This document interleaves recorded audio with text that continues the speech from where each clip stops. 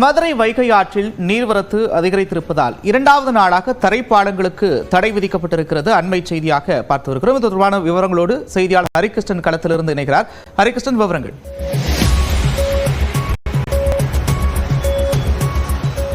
அதான் இப்போ நம்ம நிக்கிறது ரோடா கம்மாயினாவே தெரியல. ஏன்னா முழுவதுமா இந்த வைகை ஆற்று தரைப்பாலத்துல தண்ணீர் சூழப்பட்டிருக்கு. அதாவது ராமநாதபுரம் மாவட்டம் பாசன வசதி பெறும் விதமா நேற்று முன்தினம் 3000 கன அடி நீர் என்பது வைகை அணையிலிருந்து திறந்து விடப்பட்டுருச்சு.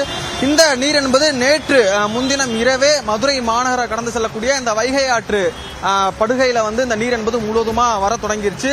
நேற்றிலிருந்து நீர்வரத்து அப்படிங்கிறது அதிகமாவே காணப்பட்டது. இதன் காரணமா மதுரை சிம்மக்கல்ல இருக்கக்கூடிய இந்த தரைப்பாலத்துல பார்க்கும் பொழுது முழுவதுமா இங்க தண்ணீர் அப்படிங்கிறது சூழ்ந்து நிக்கிறத நம்மளால பார்க்க முடியுது. நேற்று வரைக்கும் போக்குவரத்து அப்படிங்கிறது தடை செஞ்சிருந்தாங்க. இன்னைக்கு காலையிலையும் தடை செஞ்சிருந்தாங்க. ஆனா மாநகர் பகுதிகளில் இருக்கக்கூடிய சாலைகள்ல கடும் போக்குவரத்து நெரிசல் ஏற்பட்டதன் காரணமாக இப்போ இந்த பகுதியில் பார்க்கும் பொழுது நம்ம போக்குவரத்து தடை நீக்கப்பட்டிருக்கு. வாகனங்கள் இந்த வழியா சென்று கொண்டுட்டு வராங்க. இன்னொன்னு என்னன்னா, இதன் காரணமா இந்த விறகுனூர்ல இருந்து ஆரப்பாளையம் இணைக்கிற ஒரு முக்கிய தென்கரை வடகரை சாலை, இந்த சாலைகள்ல பார்க்கும் பொழுது எந்த ஒரு டிராபிக்குமே இல்லாம இந்த சாலை எளிமையா ஒரு 1/4 மணி நேரத்தில் நம்ம கடந்து போயிடலாம். ஆனா இந்த தண்ணி நிக்கிறதன் காரணமா இந்த பகுதியில் போக முடியாத ஒரு சூழல் அப்படிங்கிறது ஏற்பட்டிருக்கு. ஒவ்வொரு முறையும் வைகை ஆற்றுல இந்த நீர் என்பது அதிகரித்து வரும்பொழுது இந்த 2 பகுதிகளில் தரைப்பாலத்துல இந்த தண்ணீர் அப்படிங்கிறது இங்க தேங்கி நிக்குது. இதுக்கு ஒரு தீர்வு அப்படிங்கிறது பார்க்கும்பொழுது இந்த 2 புறமே தடுப்புச்சுவர் அப்படிங்கிறது எழுப்பணும் அப்படின்னு சொல்லிட்டு ஒரு மக்களுடைய கோரிக்கையா நீண்ட நாட்களா இருந்துட்டு வருது.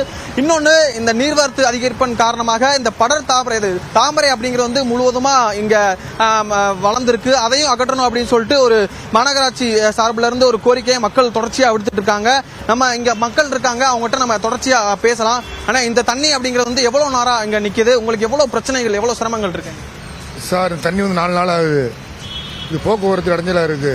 மீனாட்சி கோயில் இருக்கு, மீனாட்சி காலேஜ் இருக்கு, ஏன்னா பஜார் பூரா இருக்கு. இது பூரா இந்த தண்ணி அகற்றுறதுக்கு மாநகராட்சியா முடிவு பண்ணணும். மாநகராட்சி முடிவு பண்ண மாட்டாங்க. 2 கவுன்சிலர் இருக்காங்க, யாரும் வரமாட்டாங்க. இதெல்லாம் கவர்மெண்ட் தான் எடுக்கும், ஸ்டெப் எடுக்கணும். இது என்ன ஆச்சுன்னு இதுக்கு ஒன்று இதை அடைச்சி விடணும், ஒன்று ஓப்பன் பண்ணி விடணும். ரெண்டுமே நடக்க மாட்டாங்க.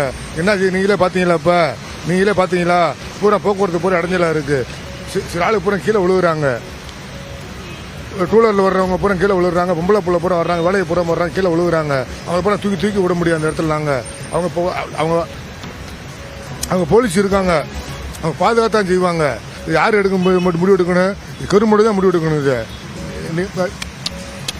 இது நீங்களே பார்த்தீங்களா எவ்வளோ போக்குவரத்து இருக்கு, என்ன நடக்குது? இங்கே பாருங்க, எவ்வளோ மோட்டார் போகுது, எவ்வளோ வாகனங்க போகுது. இது போல என்ன இடையூறு. இந்த தண்ணி என்ன செய்யறாங்க? சில பேர் பயப்படுறாங்க. ஒரு சின்ன பிள்ளைய கூப்பிட்டு வர்றாங்க, அவங்க வர்றாங்க, பயப்படுறாங்க. ஆம்பளை எல்லாம் போயிடுறா, பொம்பளை என்ன செய்யுங்க பாவம். அதாவது இந்த பகுதிகளில் நீரை அகற்றுவதற்கான நடவடிக்கைகளை மாநகராட்சி தரப்புல இருந்து மேற்கொள்ள வேண்டும் அப்படின்னு சொல்லிட்டு ஒரு பிரதான கோரிக்கையை பொதுமக்கள் முன் வச்சிருக்காங்க. நந்தா, நன்றி ஹரிகிருஷ்ணன், விரிவான விவரங்களுக்கு.